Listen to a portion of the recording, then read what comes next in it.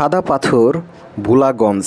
সম্প্রতি সিলেটের জনপ্রিয় এই পর্যটন স্থানের অধিকাংশ পাথর লুট করে নিয়ে যাওয়া হয়েছে, ফলে স্বাভাবিক সৌন্দর্য হারিয়েছে পর্যটন স্থানটি এবং হুমকিতে পড়েছে এখানকার পরিবেশ।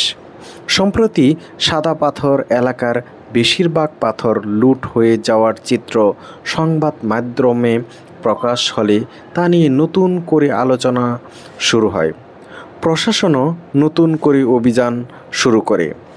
দীর্ঘদিন ধরেই সাদা পাথর পর্যটন এলাকা থেকে পাথর লুট করা হলেও কেন প্রশাসন কোনো ব্যবস্থা নেয়নি সে প্রশ্নও এখন সামনে এসেছে।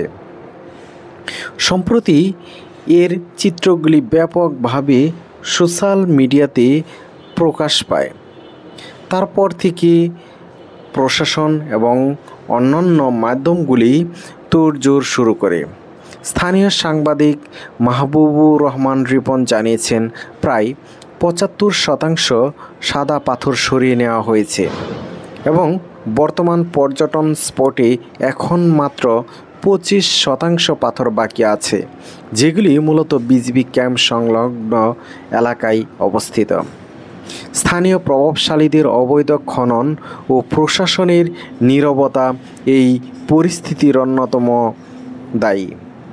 জেলা প্রশাসনের পক্ষ থেকে মোবাইল কোর্ট, টাস্কফোর্স ব্যবস্থা এবং নিয়মিত অভিযান চলমান রয়েছে। তবু কেন সমস্যার সমাধান হচ্ছে না তা নিয়ে আলোচনা চলছে এবং একটি সভাও ডেকেছে প্রশাসন। সামাজিক মাধ্যম সহ সংবাদে তুলে ধরা হয়েছে দিনরাত পাথর লুট অব্যাহত রয়েছে, যা খোলাখুলি চলছে।